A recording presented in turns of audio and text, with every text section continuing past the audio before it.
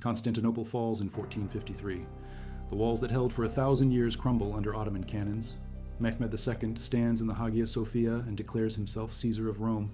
Europe freezes. Every prince, every bishop, every merchant in Venice or Vienna knows what comes next. The Danube, Hungary, the road to the Rhine.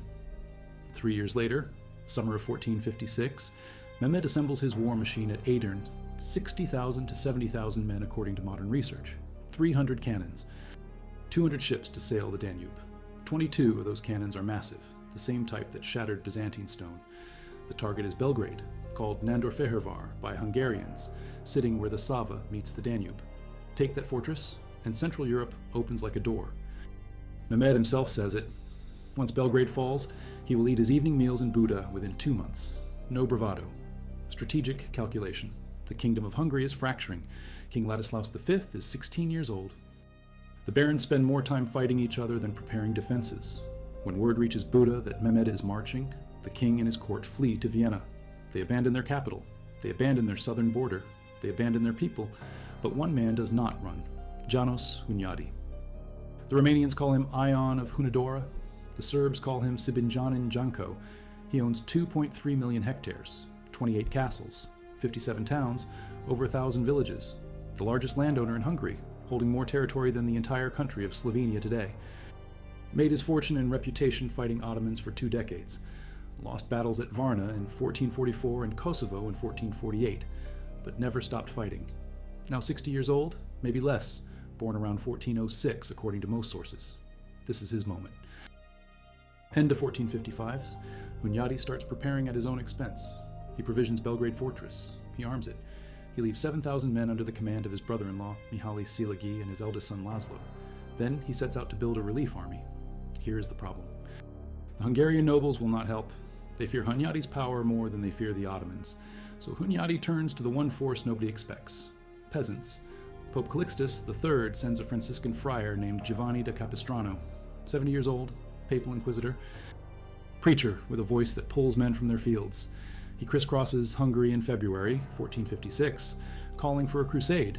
In April, the Diet orders general mobilization, but most barons ignore it. Capistrano keeps preaching. By June, his force swells. Germans, Bohemians, Poles, Austrians, peasants from Hungarian villages. 30,000 Crusaders answer the call. Most have never held a sword. Many carry only scythes and slings, but they march. Hunyadi assembles his core force, 10,000 professional soldiers, mercenaries from Hungary, Czech lands, Poland. Light cavalry, veterans who have fought Ottomans before. Add the Crusaders, and the total force reaches between 25,000 and 30,000 men, according to multiple contemporary accounts. Though some later sources claim as many as 45,000 to 50,000 total defenders, including garrison, against 60 to 70,000 Ottoman troops by modern scholarly estimates, though earlier chronicles inflated Ottoman numbers to 100,000, or even more. June 1456. Mehmed's army crosses into Serbia. On June 18th, near Sofia, a Serbian force of 9,000 tries to stop them. Complete annihilation. By late June, the Ottomans reach Belgrade. July 4th, 1456, the siege begins. Mehmed positions his forces in 3 sections. Rumelian corps on the right, with most of the 300 cannons. Anatolian corps on the left. In the center, his personal janissaries and command post. The river fleet blocks the Danube to the northwest, cutting supply lines. Bombardment starts June 29th. Stone walls that have stood since the Middle Ages begin to crack. Inside Belgrade, Silagi has 5,000 to 7,000 men. The fortress design is elaborate. 3 defensive lines. Inner castle with palace and massive keep. Upper town with 4 gates and double walls. Lower town with cathedral and Danube port. Serbian townspeople help the defense, but the math is brutal. 70,000 against 7,000 inside, with Hunyadi's relief force still assembling to the north. Hunyadi is recruiting light cavalry in southern Hungary when news reaches him. Belgrade is surrounded. Ottoman fleet controls the Danube. He moves fast, links up with Capistrano and the Crusader army. They march for Belgrade, approaching from the north along the river. Hunyadi assembles a flotilla of 200 ships at Slankamen, 40 kilometers upstream from Belgrade, according to Serbian despot George Branković's contemporary letter. Small river vessels, barges, anything that floats. July 14th, 1456. Hunyadi arrives at Belgrade to find the city completely encircled. Ottoman ships stretch across the Danube. His first task is breaking the naval blockade. 5 hours of river combat. Hunyadi's fleet crashes into the Ottoman flotilla. 3 large Ottoman galleys sink. 4 large vessels captured. 20 smaller boats seized. The Ottoman river fleet shatters. Hunyadi can now transport his troops and food into the city. The garrison is reinforced. The defenders can breathe. Mehmed is furious. He orders continuous bombardment. For a week, Ottoman cannons fire without stopping. Walls breach in multiple places. Rubble fills the defensive trenches. Karaka Pasha, one of Mehmed's commanders, is killed by a cannonball from the defenders. Small Ottoman assaults probe the defenses daily. Every probe is beaten back, but the breaches grow wider. By July 21st, the fortress walls are broken open in several critical sections. The moment for the final assault has arrived. If you value documented military history like this, subscribe. It is the best way to support our work. Also comment from which city you are hearing this from. This script is researched and factual, using sources from the academic collection published by the University of Szeged in 2014, analyzing primary Ottoman and Hungarian chronicles, and from contemporary accounts by Capistrano's companion Tagliacozzo, writing immediately after the siege in 1456, along with letters from Serbian despot George Brankovic and papal correspondence archived in Vatican records. Now back to the information. July 21st, 1456. Sunset. Mehmed orders the full assault. Every soldier he has, Janissaries lead the charge. These are elite troops, the same warriors who broke Constantinople's walls 3 years earlier. The attack begins as darkness falls and continues through the night. Ottoman forces flood the lower city. They scale the breached walls. They push into the upper town. This is the crucial moment. If the Janissaries take the inner castle, Belgrade falls and the road to Buda opens. Hunyadi directs the defense from inside. He orders defenders to throw tarred wood into the breaches, sulfur-saturated blankets, sides of bacon, anything flammable. Then they light it. A wall of flames erupts in the moat and between the defensive lines. Janissaries fighting inside the city are cut off from their reinforcements outside. The separation is complete. Serbian and Hungarian defenders trap the Janissaries in the upper town, hand-to-hand fighting in narrow streets. The Christians hold the critical points, outside the walls. Ottoman troops, trying to breach the upper town, slam into fierce resistance. The defenders beat back wave after wave. Inside, the encircled Janissaries fight with desperation, but the numbers turn against them. They are massacred in the streets. A Turkish soldier almost plants Mehmed's banner on top of a bastion. A defender named Titus Dugovic grabs him. They plunge from the wall together, both dying. For this act, 3 years later, Hunyadi's son, King Matthias Corvinus, makes Dugovic's son a nobleman. By dawn on July 22nd, the assault has failed. Thousands of Ottoman dead fill the breaches and the moat. The defenders have held, but nobody expects what happens next. Morning of July 22nd. The battle pauses. Both armies are exhausted. The Ottomans are burying their dead. The Christians are reinforcing damaged walls. Then something breaks. Despite Hunyadi's explicit orders to stay inside the fortress, some Crusader units creep out through demolished ramparts. They take positions across from the Ottoman lines. They start harassing enemy soldiers, yelling, shooting arrows, taunting. Ottoman Saipahi cavalry tries to disperse them, fails. More Christians pour out of the walls. What starts as isolated harassment escalates fast. John of Capistrano tries to order his men back inside. Impossible. He finds himself surrounded by 2,000 Crusaders. They are moving forward. Capistrano makes a choice. He raises his banner and leads them toward the Ottoman camp, shouting his war cry. The Lord who made the beginning will take care of the finish. The Crusaders hit the Ottoman lines like an avalanche. Peasants with scythes, mercenaries with swords. They swarm over the forward Ottoman positions. The Ottomans, exhausted from the night assault, are caught completely off guard. Some chronicles say they are paralyzed by inexplicable fear. The lines buckle. Hunyadi sees the chaos from inside Belgrade. His careful defensive strategy is collapsing into an unplanned offensive, but the moment is there. He makes the call. Charge. Hunyadi leads his professional cavalry out of the fortress gates. They crash into the Ottoman flank, driving straight for the cannon positions in the enemy camp. The surprise is total. The Ottoman camp descends into panic. 5,000 Janissaries from Mehmed's personal bodyguard try desperately to restore order. They push back against the Christian surge. The Sultan himself enters the fight. Contemporary accounts record that Mehmed kills a knight in single combat. Then an arrow hits him in the thigh. He is rendered unconscious. His bodyguards carry him from the field. The Christian forces, both professional and peasant, overrun the Ottoman forward positions. They capture cannons. They seize supplies. They slaughter retreating soldiers. The Ottoman efforts to recapture the camp become hopeless. By nightfall, the battle is over. Hunyadi orders the raiders to return behind Belgrade's walls and stay alert for a counterattack. It never comes. Night of July 22nd to 23rd. Under cover of darkness, the Ottoman army retreats in haste. 140 wagons carry the wounded, including the unconscious Sultan. They march southeast toward Sofia, then Constantinople. They abandon their camp. They abandon their cannons. They abandon their dead. The next day, July 23rd, Christian forces enter the Ottoman camp. The loot is immense. Tents, weapons, food stores, coin, but the real count is in the field. Bodies. The casualty numbers hit hard. Multiple sources from different sides give the picture. Ottoman losses exceed 50,000 men during the entire siege, according to contemporary accounts, though the exact breakdown between the siege bombardments and the final two-day battle varies by source. One account from HistoryNet, published August 8, 2016's work, citing period chronicles, states Mehmed's army experienced casualties in excess of 50,000 men, with another 25,000 slain by Serbs during the retreat, though these numbers from immediate post-battle reports may include wounded and captured. Wikipedia's article on the siege, updated within the past week, cites Ottoman fury at losing no less than 24,000 of Mehmed's best soldiers, a figure that appears in accounts of the Sultan's rage during the retreat. The defenders and Hunyadi's relief force lose fewer than 10,000 total, according to the HistoryNet source. The disparity is staggering. A force of around 30,000 defenders and relievers, mostly peasants, against an Ottoman army of 60 to 70,000 professionals, resulting in Ottoman casualties potentially as high as 50,000 according to contemporary sources. Though modern historians debate the exact figures and note that medieval casualty counts were often exaggerated. After the battle, accounts describe Mehmed's reaction. He regains consciousness at the city of Sarona during the retreat.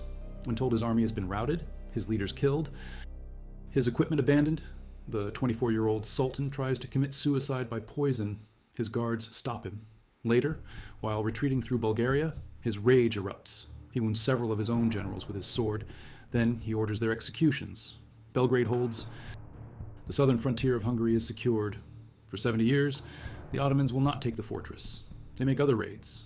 They take Otranto in Italy in 1480 to 1481. They raid Croatia and Styria in 1493. But the direct road through Belgrade to Central Europe is blocked until 1521, when Mehmed's great-grandson Suleiman finally captures it. Pope Calixtus III orders every church in Europe to ring bells at noon.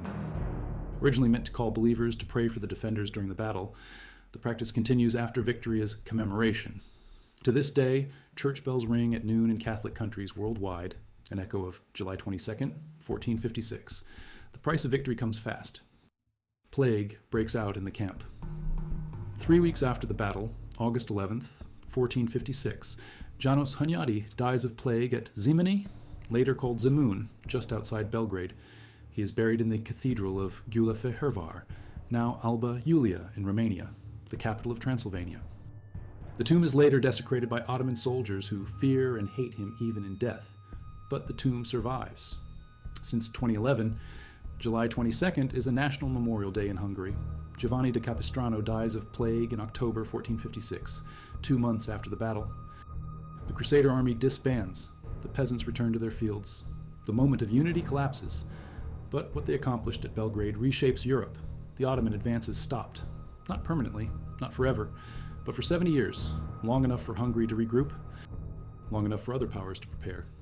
The fortress modifications after the siege tell the story. The Hungarians reinforced the weaker eastern walls where the Ottomans broke through. They build the Zinden Gate and the heavy Nabosa Tower designed specifically for artillery defense. These are the last major modifications until Suleiman's conquest in 1521. Why did this smaller force destroy a larger Ottoman army? The factors stack.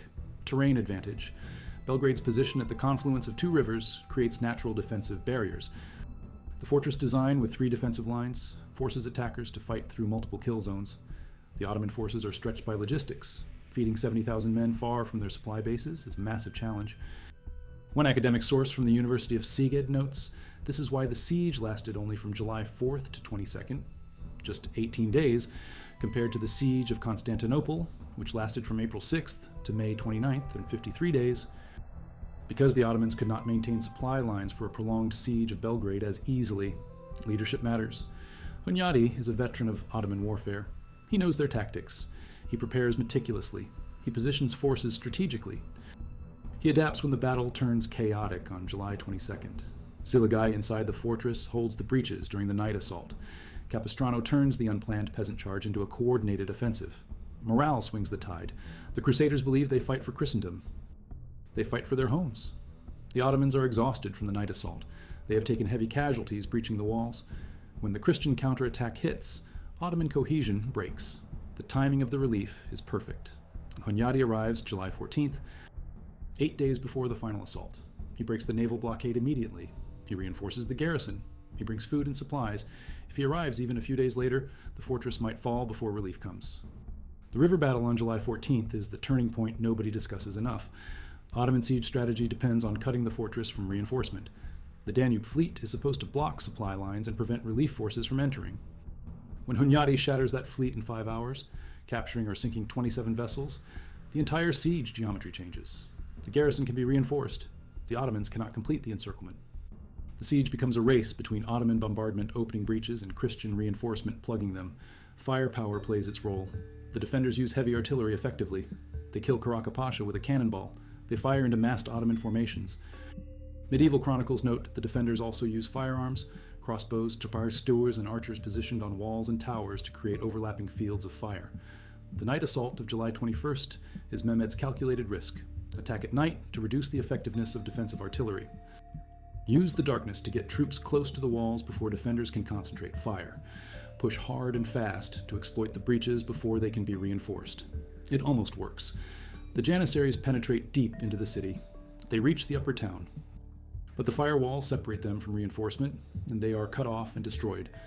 July 22nd's spontaneous counterattack should not have worked. Military theory says exhausted defenders should consolidate positions and let the enemy retreat. Hunyadi specifically orders his men to stay inside the walls, but the Crusaders ignore orders and attack anyway. Then Capistrano commits, then Hunyadi commits. The cascade turns into a rout. Sometimes battles are won by breaking the rules. Ottoman recovery from this defeat takes years. Mehmed turns his attention south and east. He takes the despotate of Morea. He conquers the empire of Trebizond. He campaigns in Wallachia and Bosnia. But Central Europe is off the table. The psychological impact of losing at Belgrade after conquering Constantinople echoes through the Ottoman court. A contemporary Ottoman historian, Siladar Findiklili Mehmed Aga, writing between 1658 and 1723, describes Belgrade as the most disastrous Ottoman defeat since the foundation of Ottoman statehood in 1299. The Hungarian nobles who refused to help Hunyadi watch the outcome with mixed feelings. On one hand, Hungary is saved. On the other hand, Hunyadi's power and reputation grow even larger. Their fears prove justified. After Hunyadi dies, his son Matthias Corvinus eventually becomes king of Hungary. The warlord's family takes the throne, exactly what the barons feared. Vlad III Dracula enters the story here. During the summer of 1456, while the siege rages, Hunyadi helps Vlad seize the throne of Wallachia from Vladislav II. Hunyadi's strategy for defending the Danube frontier includes placing anti-Ottoman rulers on neighboring thrones. Vlad fits perfectly. Between 1456 and 1462, Vlad puts 20,000 persons to death according to contemporary accounts. He refuses tribute to the Sultan. He defeats Ottoman forces repeatedly. He impales prisoners. The Ottomans call him Kaziklu Bey, the Impaler Prince. His father was Vlad Dracul, Vlad the Dragon. He is Dracula, son of the dragon. Centuries later, an Irish author named Bram Stoker uses the name for a vampire novel. But in 1456, Dracula is Hunyadi's ally. The blade aimed at Ottoman supply lines through Wallachia. The strategic consequences ripple for generations. Vienna is not threatened again until 1683, 227 years after Belgrade. When the Ottomans finally besiege Vienna in 1683 with 150,000 troops, it takes a combined Christian force of 80,000 under Polish King John Sobieski to lift that siege. The pattern established at Belgrade repeats. Relief army arrives, defeats Ottoman besiegers, saves Christian Europe. Bells ring at noon. Between 1456 and 1521, the 65-year breathing space allows Hungary to recover and rebuild. The kingdom endures despite internal conflicts, but the reprieve cannot last forever.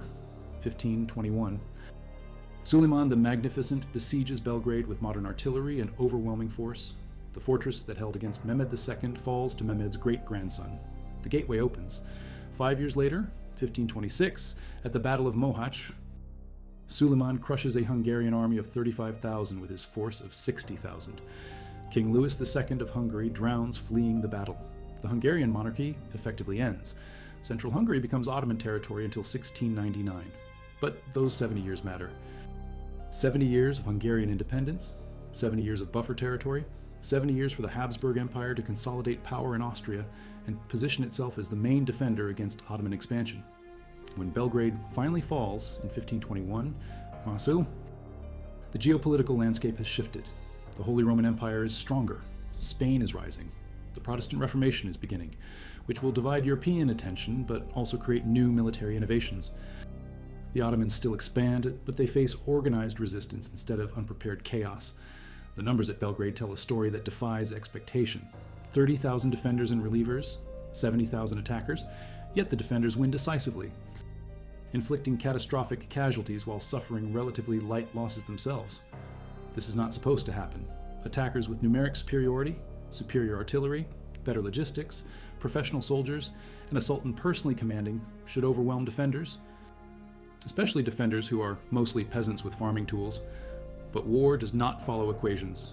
Leadership, terrain, timing, morale, luck, and that indefinable factor of soldiers fighting for their homes against invaders can overturn numeric advantage. Belgrade in 1456 proves it. Thermopylae in reverse, Agincourt with different weapons, underdog victories that become legend because they should have failed but did not. The peasant crusaders at Belgrade establish a precedent. Common people can defend Christendom when nobles will not. This idea terrifies the aristocracy across Europe.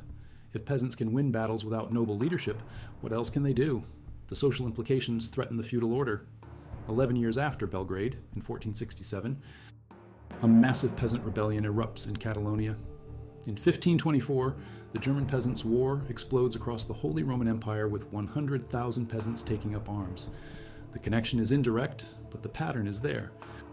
Armed peasants winning at Belgrade demonstrate that commoners have military power. The Ottoman Empire learns from Belgrade. Future campaigns include better logistics planning, better coordination between artillery and infantry, more thorough scouting of terrain, less reliance on frontal assaults against fortified positions. The lessons are expensive, but the empire applies them.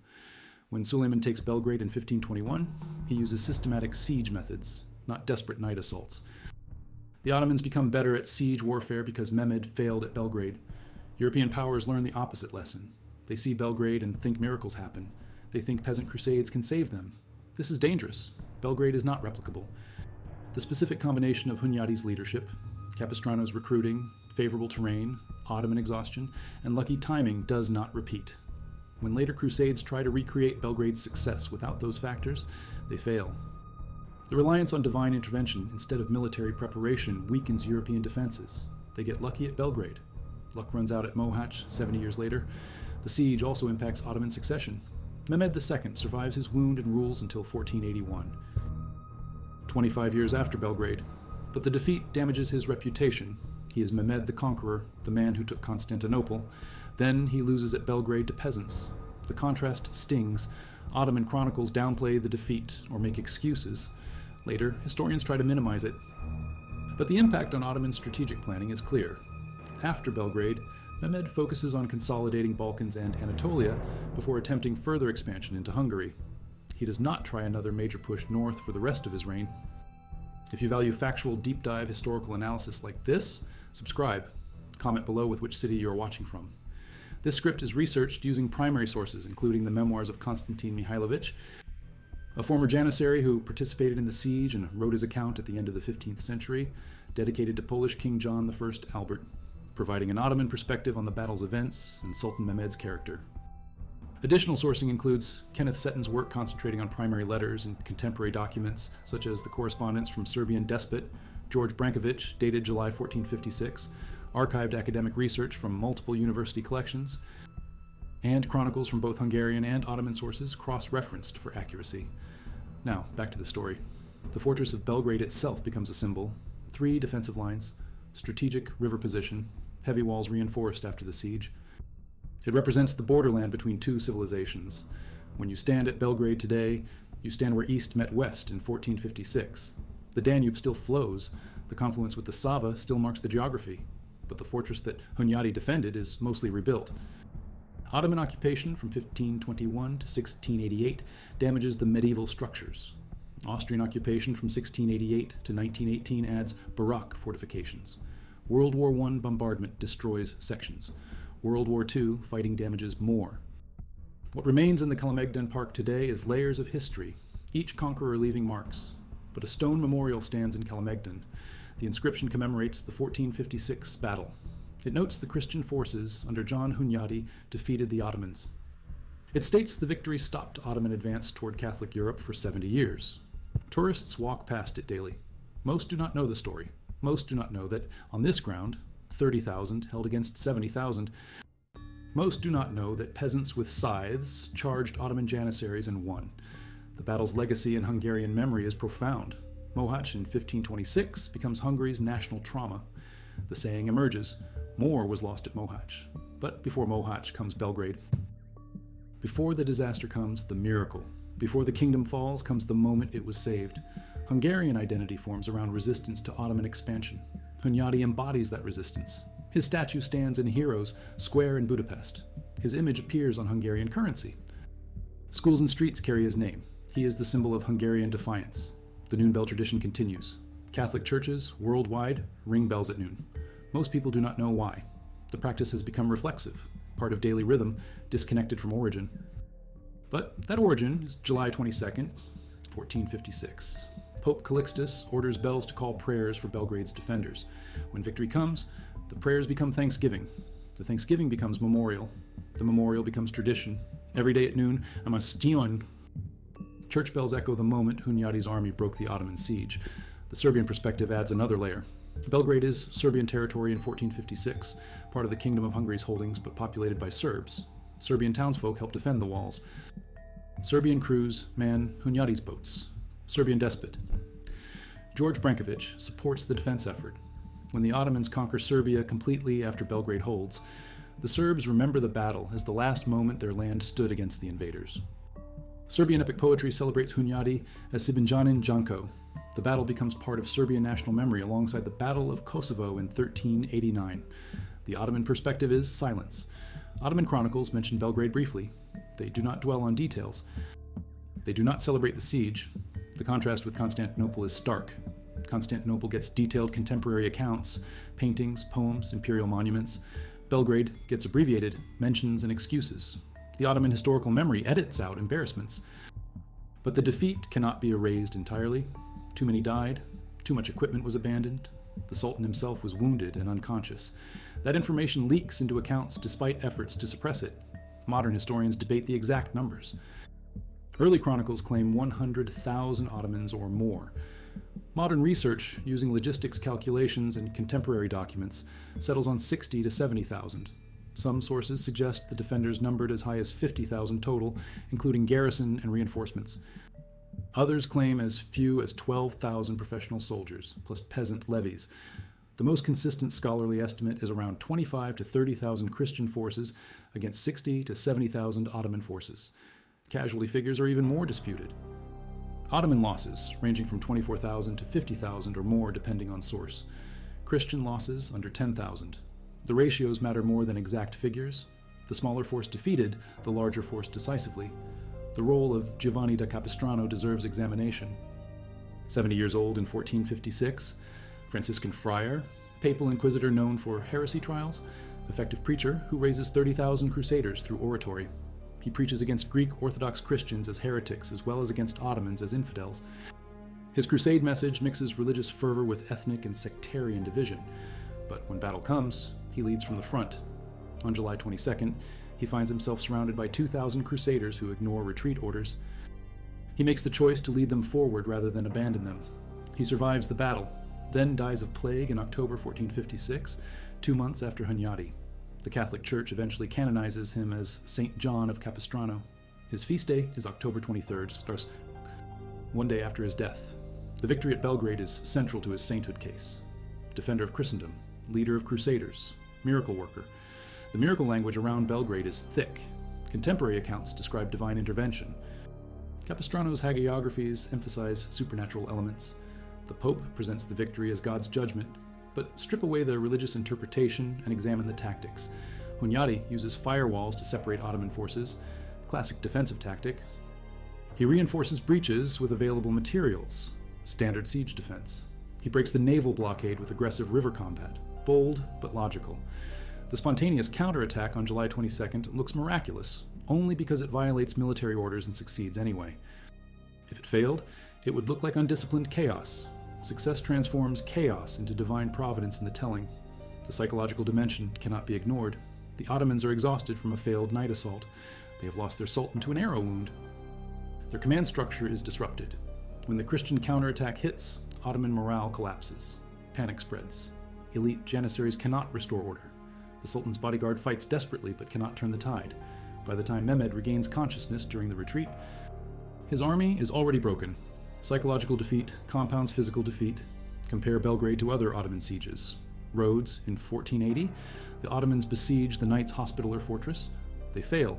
Rhodes holds. 14 years later in 1494. White, the Ottomans return. Still fail. Not until 1522 does Suleiman take Rhodes after a siege lasting from June to December. Vienna in 1529, Suleiman besieges the city. Habsburg forces under Nicholas Graf Salm defend. The siege lasts from September 27th to October 15th. Ottomans withdraw without taking the city. Vienna, 1683, the Grand Siege, 150,000 Ottomans versus 15,000 Habsburg defenders, plus 80,000 relief troops under Sobieski. The pattern repeats. Ottoman forces are formidable on open ground. Ottoman forces excel at set-piece battles, but Ottoman siege warfare against well-defended fortresses often fails when defenders receive relief. Belgrade, 1456, is the template. The equipment abandoned at Belgrade is staggering. 300 cannons, or most of them, 200 ships captured or destroyed, tents for 70,000 men, food supplies, ammunition, personal belongings. Mehmed does not even try to save his equipment. He orders immediate retreat, loading wounded into 140 wagons and marching through the night toward Bulgaria.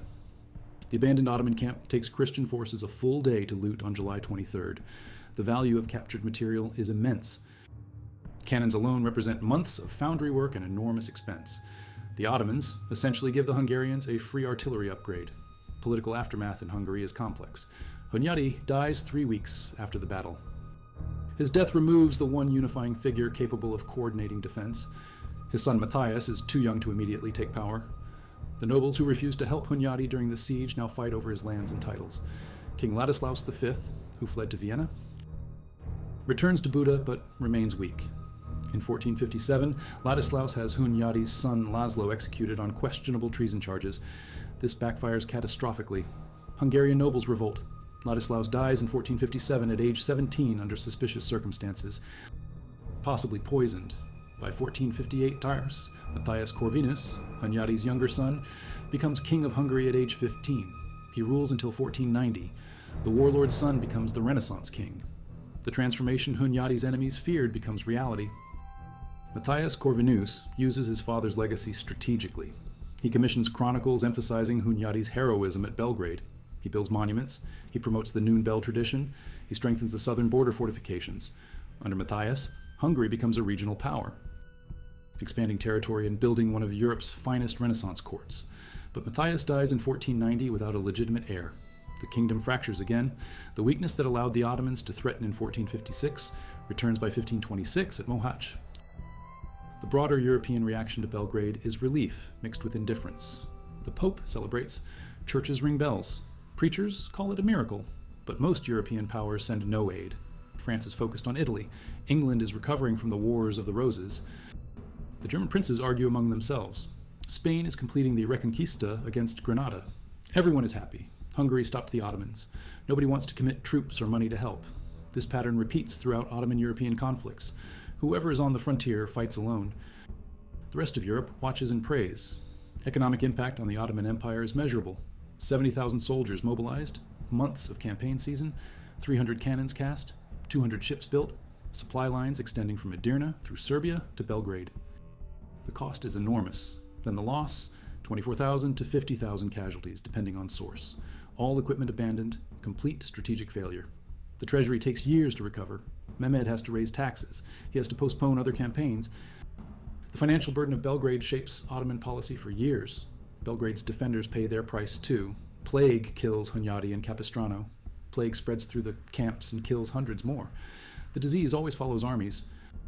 Concentrated populations with poor sanitation create perfect conditions for plague transmission. The irony is bitter. Survive Ottoman assault only to die from bacteria. Win the battle, lose to disease. Medieval warfare's dual enemy, the army you can see and the plague you cannot. The fortress modifications, after 1456, show military evolution.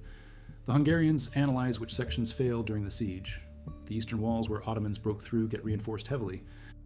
They build the Zindan Gate with thick stone and narrow passage designed to create a killing ground. They construct the Nabojsa Tower specifically to mount heavy artillery. The tower's position allows defenders to fire down the length of the eastern wall, creating overlapping fields of fire. These improvements make Belgrade even harder to take. When Suleiman finally besieges it in 1521, he has to use more artillery for longer bombardment because the fortress is stronger than in 1456. Artillery development accelerates because of Belgrade. Both sides learn.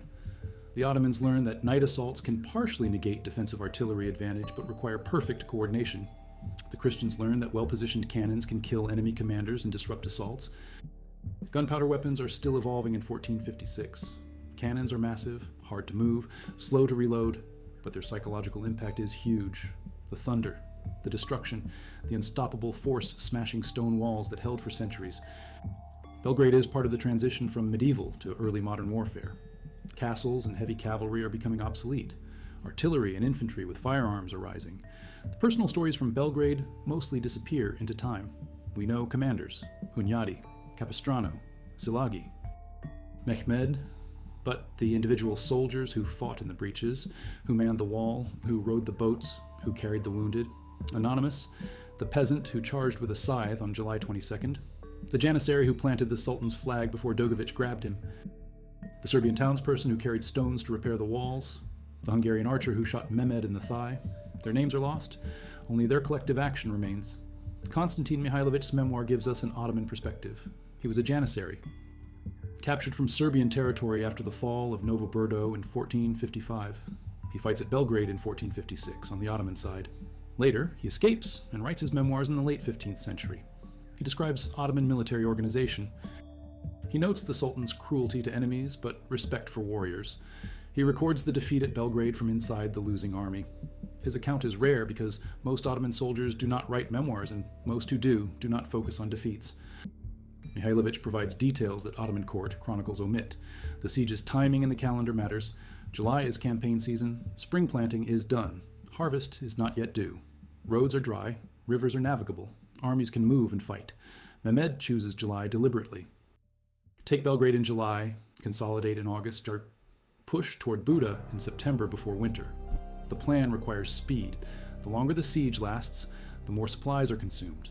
The more vulnerable the army becomes to disease, the closer winter approaches. When the siege stretches to 18 days and ends in defeat, Mehmed has no time to try again that year. Campaign season is over. He must retreat and wait until next year. Except he never returns. Belgrade becomes the battle he cannot win, so he focuses elsewhere. Weather during the siege appears favorable, based on contemporary accounts describing river navigation and prolonged artillery bombardment. No mentions of rain disrupting gunpowder or flooding making camps uninhabitable. July is typically dry season in the Balkans. Good weather for attackers and defenders, no excuses available. The Ottomans lose in ideal conditions. The confluence of the Danube and Sava creates unique tactical challenges. The fortress sits on elevated ground where the rivers meet. Attackers must approach from the north by land or from the rivers by water. The Ottomans try both. The river approach requires controlling the water with a fleet. Hunyadi shatters that control on July 14th. The land approach requires crossing open ground under fire from the fortress walls. Ottoman troops do this repeatedly and suffer heavy casualties each time. The only way in is through the breaches created by artillery, but breaches become kill zones where defenders concentrate fire. The geography favors defense. Logistics for 70,000 soldiers are nightmarish. Each soldier needs approximately 2 pounds of food per day minimum. That is 140,000 pounds of food daily, 70 tons. For an 18-day siege, that is over 1,200 tons of food, plus water, plus fodder for cavalry horses and artillery draft animals, plus ammunition, plus replacement weapons. The supply train for an Ottoman army this size stretches for miles. Organizing, transporting, and distributing supplies requires a massive bureaucracy. When the army retreats in sudden panic, most supplies are abandoned because there is no time to pack everything. The logistics nightmare becomes a logistics catastrophe. Hungarian defensive logistics are simpler. Belgrade has stockpiles. Hunyadi provisioned the fortress in 1455. When he breaks the blockade on July 14th, he brings more supplies. The defenders are fighting from prepared positions with interior lines. They can move resources from one section of the fortress to another quickly. They can concentrate forces at threatened points. The advantage of defense multiplies when the defender is prepared and supplied.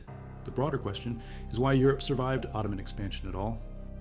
The Ottoman Empire at its peak controls more territory, commands larger armies, possesses better organization than any single European state. But Europe is fragmented, dozens of kingdoms, principalities, city-states, each with separate interests. This fragmentation should make conquest easier, divide and conquer. Yet fragmentation also creates resilience. When one state falls, others remain. When Hungary bears the brunt in 1456, Habsburg Austria is still intact. When Constantinople falls in 1453, Taas, Venice and Genoa still control Mediterranean trade. No single victory conquers Europe because Europe is not a single entity. Belgrade is a microcosm. One fortress holds and the entire expansion stalls. The cultural memory of Belgrade diverges by region. In Hungary, Belgrade is Hunyadi's triumph, the moment when one man's courage saved the kingdom. In Serbia, Belgrade is shared resistance, Serbs and Hungarians together against the invader. In Catholic tradition, Belgrade is divine intervention, proof that God protects Christendom. In Ottoman historiography, Belgrade is a tactical setback, quickly moved past. Each culture shapes the memory to fit its narrative. The facts remain: 30,000 against 70,000. The smaller force wins. 50,000 casualties on one side, under 10,000 on the other. 70 years before the fortress falls, the final cold fact is in the earth. Mass graves around Belgrade contain the dead from 1456. Archaeology cannot distinguish Ottoman from Christian remains without careful analysis. Bones are bones. But the quantity suggests the casualty reports are not exaggerated. Thousands died here. The ground remembers even when memory fades. In 2011, Hungary makes July 22nd a national memorial day, 555 years after the battle. The recognition comes late, but it comes. Schools teach the history. Ceremonies honor the defenders. The bells still ring at noon. The stone in Kalemegdan still marks where Christian forces under John Hunyadi defeated the Ottoman Turks, besieging Belgrade in 1456. The victory stopped Ottoman advance for 70 years. But here is the late reveal that reframes everything. When Belgrade finally falls to Suleiman in 1521, exactly 65 years after Hunyadi's victory, the Ottoman siege lasts only 3 weeks, not even a month. Suleiman brings overwhelming force and systematic tactics. No desperate night assaults, no reliance on shock, just methodical bombardment until the walls crumble and the garrison surrenders. The fortress that held against 70,000 in 1456 falls to methodical siege in 1521 because the Ottomans learned their lesson. They learned from failure. They adapted. They came back stronger. And when they came back, there was no Hunyadi, no Capistrano, no peasant crusade, no relief force, no miracle. Just the cold math of overwhelming force against inadequate defense. The kingdom survives 1456, but cannot survive 1521. The reprieve was temporary. The Ottoman advance was delayed, not stopped. 70 years is a long time for individuals, but a moment in history. The stone walls of Belgrade stand today. Tourists take photos. Couples walk the ramparts at sunset. Children play in the park. The Danube flows below, unchanged. The Sava still joins it at the same confluence. The geography is permanent. The battle is memory. But for 18 days in July 1456, this ground was where Europe's fate balanced on the edge. 30,000 held against 70,000. Peasants with scythes charged janissaries and won. An arrow struck a sultan, and an empire retreated. Bells rang. Plague came. Heroes died. The fortress stood until it fell.